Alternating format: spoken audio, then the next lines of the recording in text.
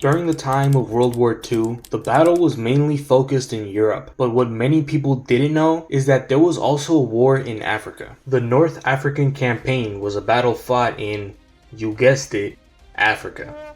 When Benito Mussolini rose into power in 1922, he wanted to bring back the Roman Empire. This was difficult because Italy's industry and military power was still mid and not comparable to Great Britain or France. With this in mind, he wanted to conquer land for resources to further improve his country. When Hitler rose to power and refuted the Treaty of Versailles, Mussolini found it a perfect time to attack Ethiopia, but the problem was that Britain was in the way. They waited to strike until Germany invaded France. Italian tacticians believe that because of the flat and featureless domain of Africa, the battles can be fought as some sort of board game, like Battlefield or Paw Patrol Monopoly. They were wrong. Mussolini wanted, as quoted, a few thousand dead.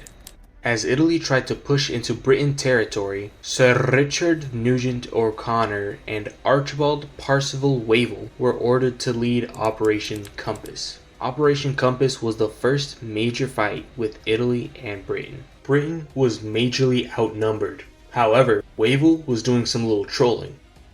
Italian troops massed 600,000 troops total. Britain only had 86,000, yet convinced the other side they had far greater numbers as they had inflatable dummy tanks, false tracks, and many other ways of deceiving the enemy. Italian troops were already low on morale as resources like their skivvy slicers, fuel, and supplies were taking months to reach the troops as the sands were rocky and the waters were controlled by Britain.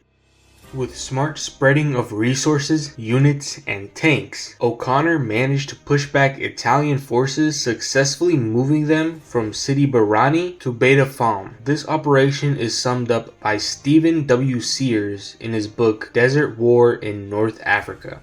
In 2 months, O'Connor has advanced 500 miles with a force never larger than 30,000. He had taken 130,000 prisoners, 380 tanks, and almost 850 pieces of field artillery. His casualties came to just over 1,900. With the help of Archibald Percival Wavell, first Earl Wavell, yes, that's his full name. I feel bad for this guy.